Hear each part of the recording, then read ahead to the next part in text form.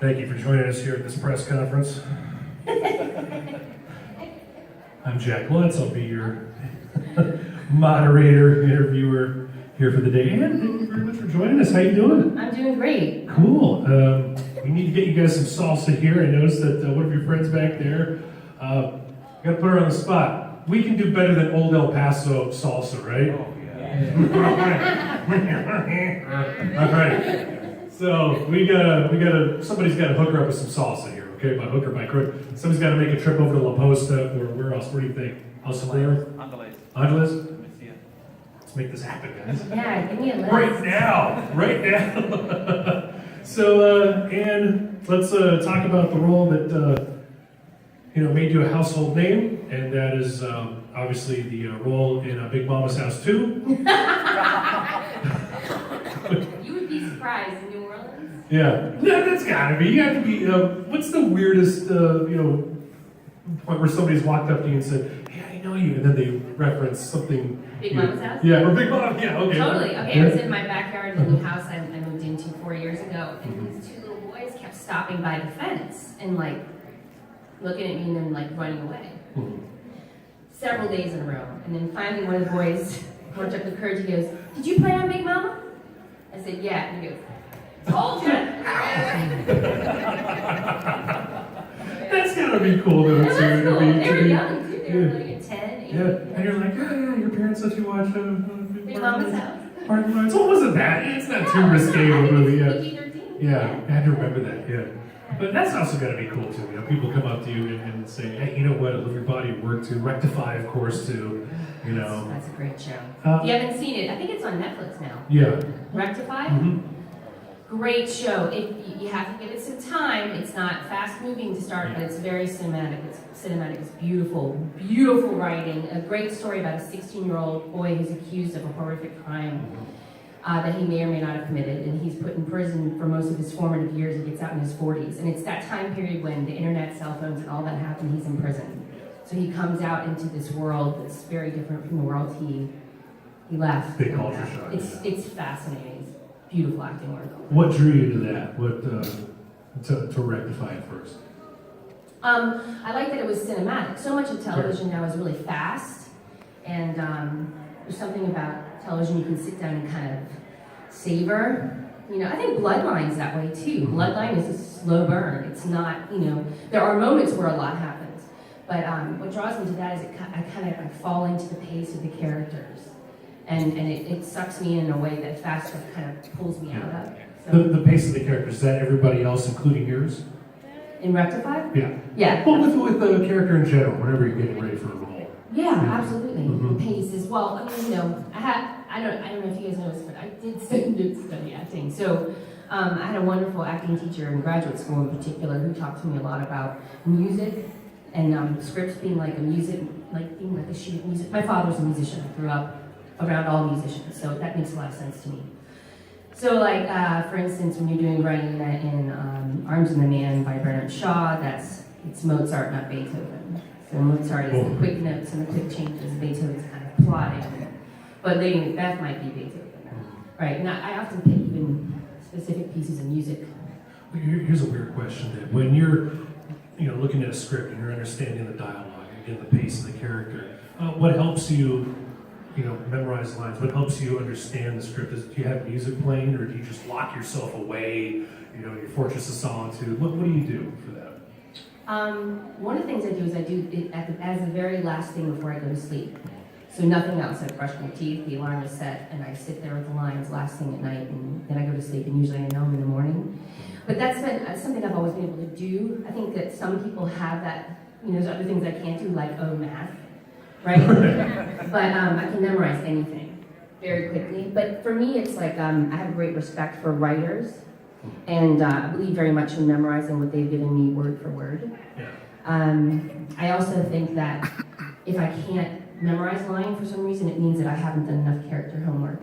and I need to discover why that is that I'm having trouble remembering that line. In that case, do you ever go to a writer and say, hey man, I'd like to understand this a little bit more, where are you coming from? So Totally. Yeah. I would ask to understand it. I would never ask to change it. Right. I've only ever done that if a director specifically, who is also the writer, I just worked with a guy on a film called The True Don Quixote with Tim Blake Nelson. You guys probably know from A Brother Where Art Thou, and he's working on the Coen Brothers film right now. He's a really great actor, another Coen Brothers film.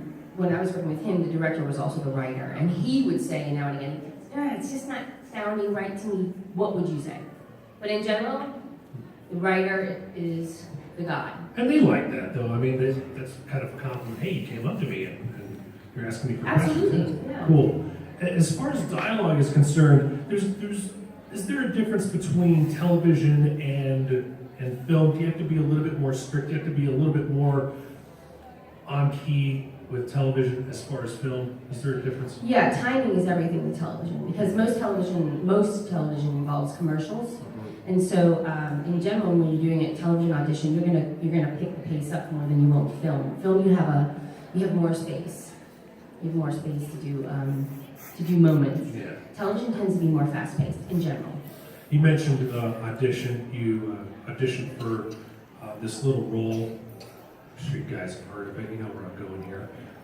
The Walking Dead. And how did that? What was the waiting period like when you knew you got the role? How did that feel? The waiting period, and then knowing you got the role. Well, I was actually cast from tape. From my very. Some actors were like, "Don't tell people that; they'll really piss off other actors." But yeah, I was cast from tape. I sent a tape in. Now it was a long time coming because Finn Cannon and Associates casts that. Sharon Bialy out of LA and Finn Cannon's out of the Southeast, and they've known me for a number of years and cast me in a lot of things. So they knew me very well at the point which they were pitching my audition tape to the show. But I sent my tape in, and about a week later, I was at the symphony with my mom, and at intermission, I had 5 calls from my agent. Like, pick up, call me back. I called her back. So I called her back, and she said, "You're going to play Olivia in The Walking Dead." Well, it wasn't her name at the time. Right. It was, they don't give you the real name or a real piece of the script when you audition. They were vague at first. It was Julia. The character's name was Julia in the audition. And then I had to be there on Sunday. So this was a Friday, and I had to be there Sunday. Were you already familiar with the work? Did you have to do a little bit of studying about what The Walking Dead was? I was familiar with the comic books, and then when I got the audition, I watched some of it so that I could get a feel for the tone of it. And the pacing. Yeah, the pacing, the tone. Like every show, every channel even has its own kind of aesthetic. So a CW show is quite obviously a CW show. Yeah. An AMC show is an AMC show. So and directors have a certain taste and a certain aesthetic. So you want to pick up on that as the actor to give the best audition possible. Would you feel that The Walking Dead has a little bit of a similarity between Rectify and being cinematic, or maybe a little different? No, I find them both to be really cinematic. I'm sure you guys know on Walking Dead we actually use film. We do some, what's the other one called? Not film, but digital cameras work too. We have more than one camera, but we shoot on film. That's part of what makes it so beautiful. We didn't shoot Rectify on film. They did some kind of neat filters on that made that. But yeah, they have that, and they both have that kind of bleakness to them. That end of the world, or people at their worst trying to be their best feeling. And the preparation for that role, for Olivia, the understanding for that role, what did you have to go through? Did you immediately get her right away, or did you go up to the writer and say, hey, let's talk about this? Well, when I first got to set, I had a meeting with Scott Gimple, who's a showrunner, and Greg Nicotero, who you guys know is, he designed all the special effects makeup, the zombie makeup, he's incredible. And they kind of gave me some background on her that I didn't already know from the comic books. She was in school for hotel management and hospitality, and that. It's not the thing that I say in the script, which I say I opened up for a coffee shop every day for 7 years. So what I do then is I kind of get everything I can from the comic books and from my meetings, and then I get real specific on what that is. Who's the person who owns the coffee shop? What are my responsibilities? So you didn't start working at a Holiday Inn or working at a Starbucks to understand the role or something? Well, no, but I thought she worked at more of like a fair trade kind of little crunchy granola kind of coffee shop. There was mom and pop. I can just tell you, it's all from my character notebook. If you saw it, it's pictures and everything. But we had a garden on the roof that we would greens from. So for me, it's the reason that people believe that I'm Nan Mahoney is because I have been for 41 years. And if you ask me anything about my life, I can tell you, right? And I can tell you in real specific terms. And I think that that's important when you play a character too. It's not general. I generally worked in a coffee shop. Because then when I open my mouth and I say it on camera, it looks general. Now, your character notebook, this is a literal, notes that you carry with you. You always have that with you? Always. Going back to the character too? Yeah. I understand that. Awesome. Yeah, and I keep adding to it as stuff shows up. And I mean, there's stories, just like right now I can tell you where I got my earrings and I got my necklace and I got my dress, right? Because they're mine and I bought them. Well, I should know that about my character too. So every piece of jewelry Olivia has on has a story behind it, who gave it to me, how I got it. Because that's what gives me three-dimensional truth, right? On set, is that I know as much about her as I would know about myself. So let's fast forward here. Don't ask me how I know this. Let's say Sunday morning, you're in bed with your husband, your kids. You get a phone call from Scott Gimple. Yeah. You're like, oh crap, I'm gonna die. Yeah, I just said, I'm dead. Did you immediately know? Right? Oh yeah, I saw his phone number and I went, I'm dead. To my husband, I'm dead. And what did he say? He went, oh no. I'm like, I'm totally dead. Hi, Scott. And what did he say? He said, hey. Was it like getting fired or something? Like, hey, No, we're gonna cut you loose. It was very sweet. It was very sweet. He's like, so we needed a death. I was like, oh. We needed a death in the mid-season finale that people would be pissed off about. And no one's pissed off about Spencer. Right. Who is a lovely person, by the way, and a fantastic actor. So, were you surprised in a good way, the best of ways, that people reacted very warmly to your death? That they It brings cared? tears to my eyes. Yeah, because there was a part of me that thought, like, people would be like, finally, she's dead. Like that one, she was obnoxious, So when people come up to me at the table all the time, like, big, grown men, tears in their eyes. Like, I can't look at you, it's too upsetting. So, yeah, it's great, because then, I've done, then the work that I've done has made an impact, right? If people care that I'm gone, Because, even I would venture to say, even Negan, because he's doing such a beautiful job when he, when and if he dies, hopefully sooner rather than later. People, you're going to be like, yeah, you're also going to be like, he was kind of cool, because Jeffrey Dean's doing some beautiful work, right? Okay, right? Yeah. How was your Twitter feed at the time of your death when people saw you? That little flesh wound that you succumbed to. Shot in the face. Yeah. How was your phone? Was your phone going off a lot? Yeah. And Twitter, Instagram? Twitter, Instagram, all of it. And then my family, because we're really not supposed to tell anybody. I told my husband and I told my mom and a couple other very close people to me, because you don't want that getting out. You can get sued for a lot of money, right?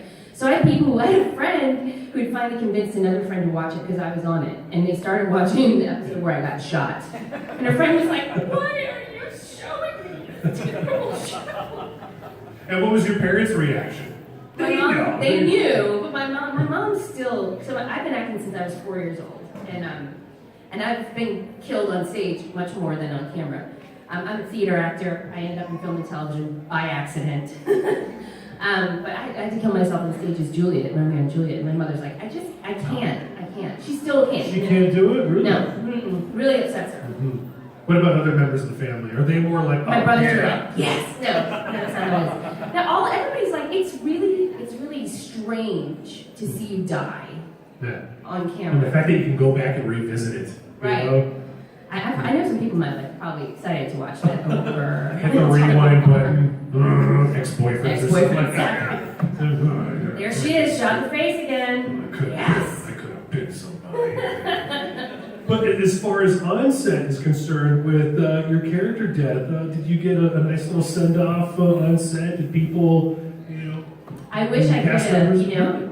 I was working on 3 shows at that time. I was working on Walking Dead and Logan Lucky, which is a Soderbergh film that's in theaters now. So you see it. I have a great character in there named Glima Purdue. She's a little southern cat lady who works as the accountant, hysterical, and Charlotte Woodersby way. So that's out right now. I was working on that, Sun Records, playing Gladys Presley, Elvis's mom, and and Walking Dead all at the same time. So I literally left set, got on a plane, and went to Memphis. So there was no really, oh, here's a cake, goodbye, No. miss you. No. Oh, okay. But Oh, nice. Andy came up to me my last day, you know, and he's I'm sure you've heard this 100 times, but he really is as lovely as you've heard. And he had tears in his eyes. He said, you know, you really made an impact, and we're really gonna miss you. And I still keep in touch with Melissa McBride all the time. We talked on the phone a few weeks ago. She's good friend.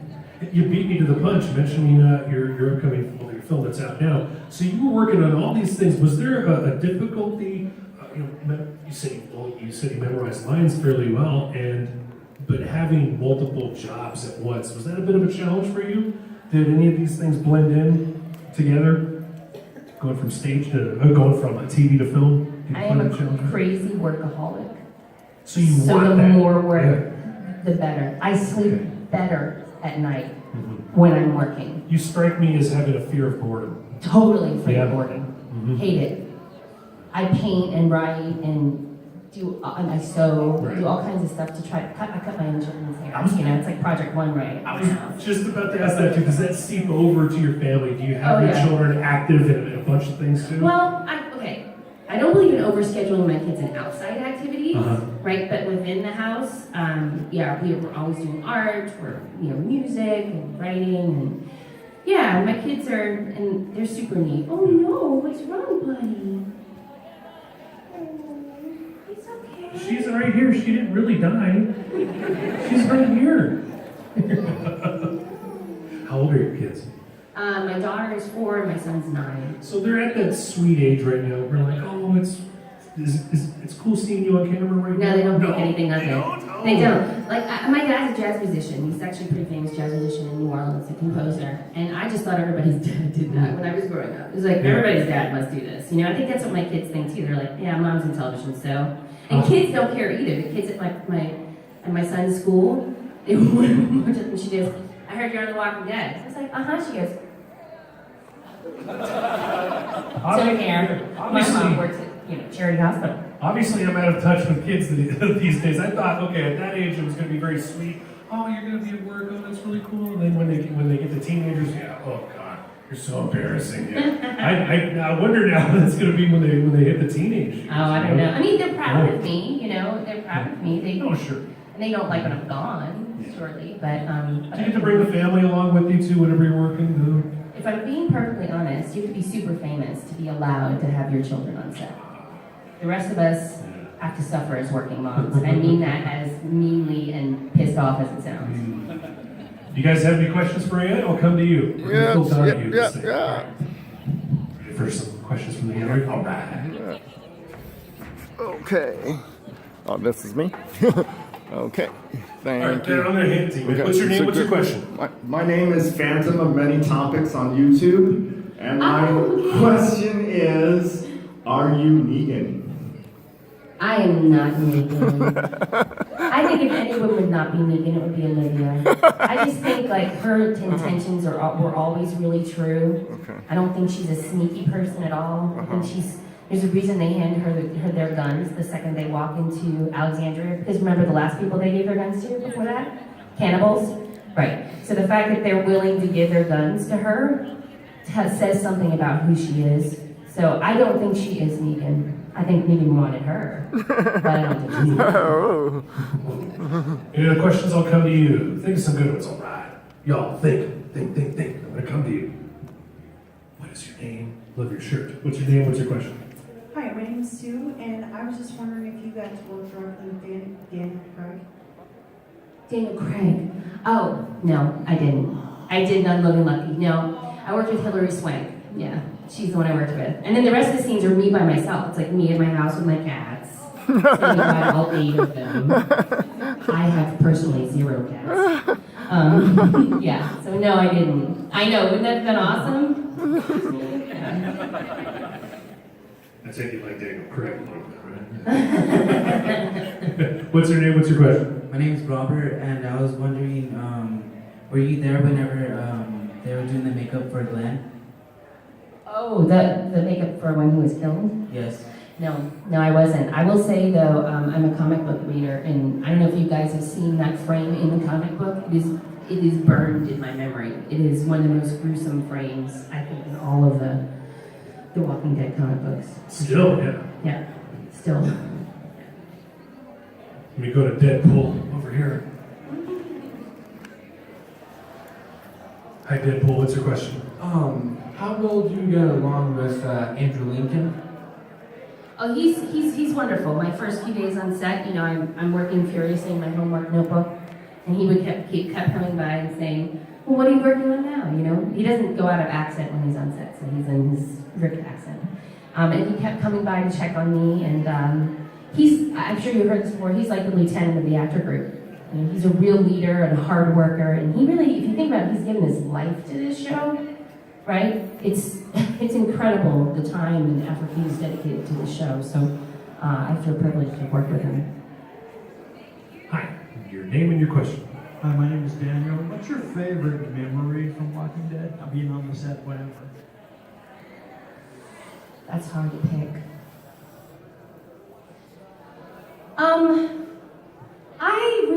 I really liked my last day.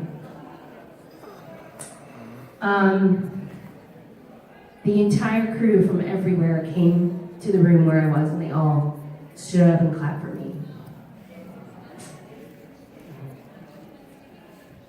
Questions. Who's got another one? All right. Your name and your question. Is your child cute? Yes. My name is Christina. I was just wondering, did you keep any items or mementos from the set when you went home? Nope, they don't give you anything. In case of reshoots, too. I wanted my glasses back, because the glasses I wore in the show were actually my frames. But they bought me new glasses. They just sent me home blind. But they kept mine, so those were my glasses. I was hoping to get them back after the show, but nope. The archives. All right. What's your name? What's your question? Hi, my name's Mike. I'm just curious, with your theater background, do you still get to do any theater work now that you're in TV movies? I don't. Because of my kids, theater takes so much time. The last thing I did was a few years ago. I did Connor McPherson's The Weird. So I enjoyed that, and I do a lot of musical theater as well as a lot of Shakespeare too, but not anymore. I think I would go back to it under the right circumstances. Money-wise, honestly, it's not. The money is really bad. It takes a lot of time, and I'm already away from my family so much working. So I try to limit. When I'm home, I try to be home. So are you also a musician yourself? Are you also a musician yourself? I sing. You sing? Yeah. Who else? I'll come to you. Oh, there we go. Over here. Cute haircut alert. Thank you. Yours too. What's your name? What's your question? My name is Velia. Do you have any influences in theater or actresses in movies? I am a huge Helen Bonham Carter fan. I think her Ophelia in Mel Gibson's Hamlet is probably the definitive Ophelia ever done, ever and ever. I love her. I love Emma Thompson. There's a lot of actors. I love Catherine Hahn right now. I think is like the funniest person on television. I think she's so versatile. I love Jeffrey Tambor. I think Transparent is one of the best shows ever to come out on television. The writing is amazing. I have a lot of influences. Cherry Jones from the stage. Gwen Verdon from the stage. Yeah, I mean, I could go on and on. I feel like I'm indebted to some pretty amazing talent from the past. Yeah. All right. What's your name? What's your question? All right, so my name is Jason, and so the question I have is, in the episode with Negan, he makes Carl spaghetti, and you're holding Judith. I was wondering how did that episode go? Was it like, with Judith and everything, was it like time taking, or just like if she cried or something, we should have said I think I almost got myself kept on the show because of that episode. Because I'm a baby whisperer. And the Judith is always played by twins. Kids are always played by twins because you can only shoot so many hours with them. So these were two little twin, 2.5-year-old girls. And they wanted nothing to do with anybody except me. So it was supposed to be that we put her in the high chair and she would sit there. I mean, they gave her everything. They're like, Skittles? We said meat Skittles, not happy. M&M's, like, no. So finally, they were like, she likes Anne, let Anne keep her on her hip the whole time. And actually, in that scene when they're shooting her behind, she's asleep on my shoulder. She fell asleep. And they're like, no one touched the baby stays with Anne. And then the director was like, maybe we should keep her. Like, the kid likes her.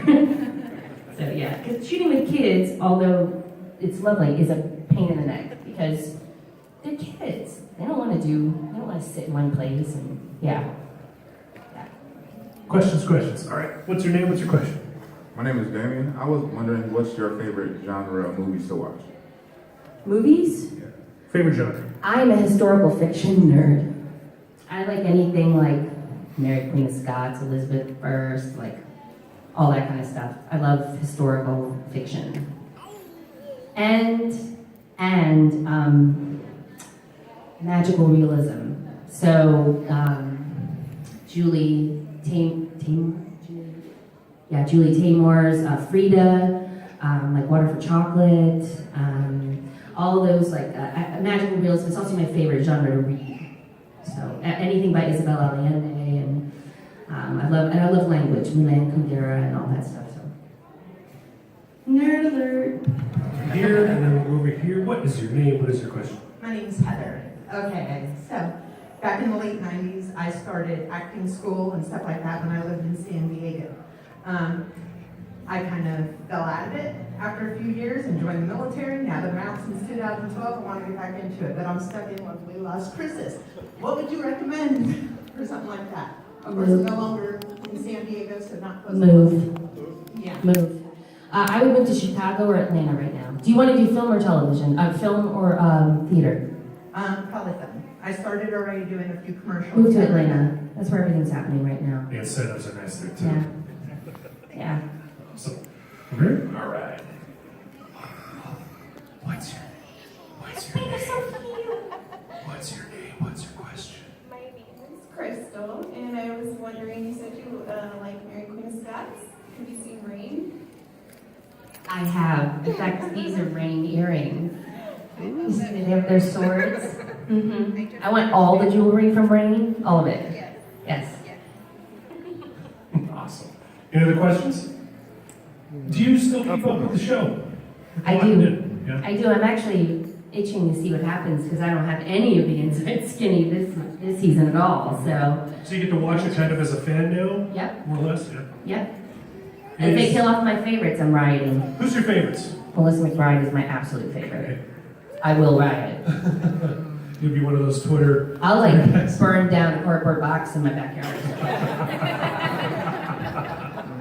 So what's coming up for you too? You mentioned Logan Lucky. Are you able to give us the dirt on what you have coming up too? Yeah, so Logan Lucky's in theaters now. Go see it. It's it really is good. It's a great film. Steven Soderbergh, who did Ocean's 11.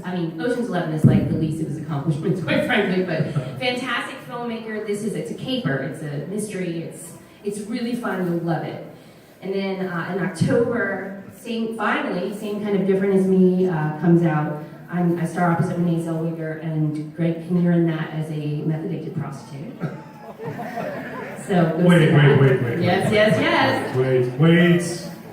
Read that in the description. I was like, I want that role. Yeah, I was gonna say, let's do this. Yeah. You have to love a challenge though too. Oh you have to love I'm just waiting for Yeah. it. Bring it. Somebody. I need another job. Well, here's the thing too. Something really cool. I mean, they can't all be softballs. You have to have that curveball. You have to have that fastball, and you want that. I want that, and I want more funny too, because I do funny really well. Yeah, you do. You do very well. I know. Yeah. So we were very much looking forward to seeing you at your booth, ladies and gentlemen, and Mahoney, give it up for. Thank you so much.